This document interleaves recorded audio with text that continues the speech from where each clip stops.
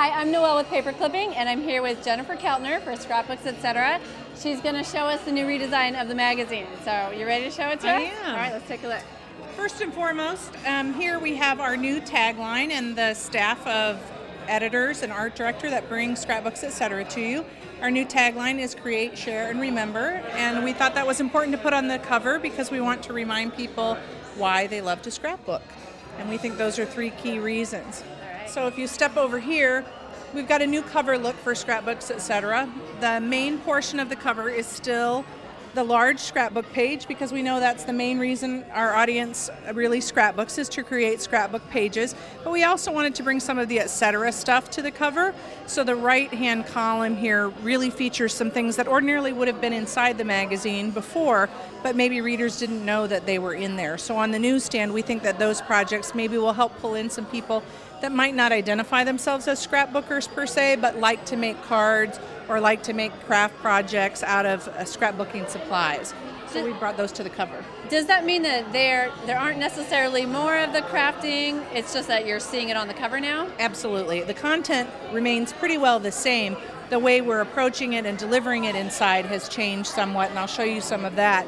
But what we've done is tried to bring some of those page items to the cover so that for people who might have seen the title in the past on the newsstand and said, well, scrapbooks, etc., I'm not really a scrapbooker, and the only thing that was on the cover was a scrapbook page, they might have overlooked it. So now they might look at it and say, scrapbooks, etc., well, I don't think of myself as a scrapbooker, I think of myself as a crafter or a card maker. Now they can see some other projects that will be inside the magazine and maybe draw them in as well. And I like how they're right there underneath the etc. part of it. Right. That was one of our plans. And the other thing we think will be easier for readers to know when we're switching from issue to issue, because before, when we just had a single scrapbook page, it could get kind of difficult on the newsstand to know, do I have this issue yet or don't I? Now, because we can have a little bit more seasonality in the projects that are on the right-hand side, you'll know that's the October issue, it's got a bat. When we get to the Christmas issue, it'll look like something different. Generally, the table of contents isn't the most exciting page in the magazine, and we recognize that, but we do think we've got some exciting things to offer.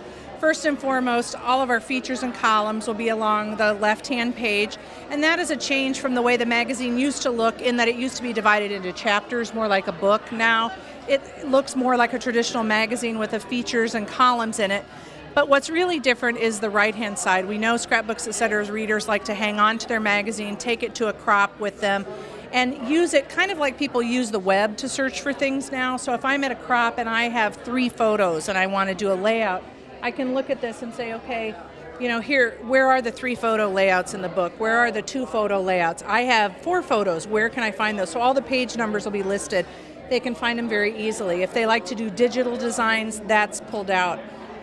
See the sketches, 2-page layouts, or if they're looking for cards or crafts. So when people take it to a crop, they don't have to thumb through the whole magazine. They can sort of look for what it is that they're after. They're going to love that. The other thing is our icons. We've always had the icons in here to help people know the made in minutes or the budget-friendly things, but we've also added the gifts icon so that for people wanting to get the most value out of their scrapbooking supplies, they can use that to look for gifts. All right. Now this is Michelle Rubin. She's taking over our tour, and you'll go ahead and show us the rest of the magazine. Yeah, okay. Thanks, Noelle. This is a feature story that we have in the October issue. It is a Halloween story, and what we've done is really tried to show the projects in a variety of different tips with the projects to really give more emphasis on how do I do that. So we actually have a little feature called How Do I Do This? How do I? We've been calling it. So in this case, it's How Do I Get This Look? You look at this page and you can't really see the layering. So we've done a really tight detail and explained how you get this look, which is a really kind of cool little trick that we've just taken a little bit of space to do. We also have some product shots, just because I might look at this and not know how you get that really great edge. So with this product shot, I'm showing, oh, it's just a punch and a marker, and how simple is that? I could do that, or I need to go get that, and I know what to look for in order to get this look. So, will this always be a seasonal column like it is in this issue? Well, this is actually a feature story, so we're really taking our feature stories and blowing them out to really highlight what's important to the reader at that time of year. So October, gotta have Halloween. So All right. So that's one of our feature stories. We're doing more craft projects. We've had a column called Etc. that we've really highlighted certain craft projects. We did like a column where we looked at all baby projects that you could make from your scrapbook supplies. And so we're really taking that column. That was really more of an inspirational column, but we were getting feedback that people wanted to know how to make those things. And so we're really trying to do more things where we take, in this instance, we just did these really fun magnets that are easy to make, and normally we would have had like maybe that much space, a quarter of a page to work on it. But here we've shown you all the different ideas you can get out of these magnets. We have a really yummy detail showing you the layering, and it just looks cool, I think, but makes me really want to like, oh, I see how that's layered. And then here you really get an idea, a sense of how you do it. We do a little how-to, sort of explaining more of the nitty-gritty to empower people to be able to use their scrapbook, because we all have the stuff.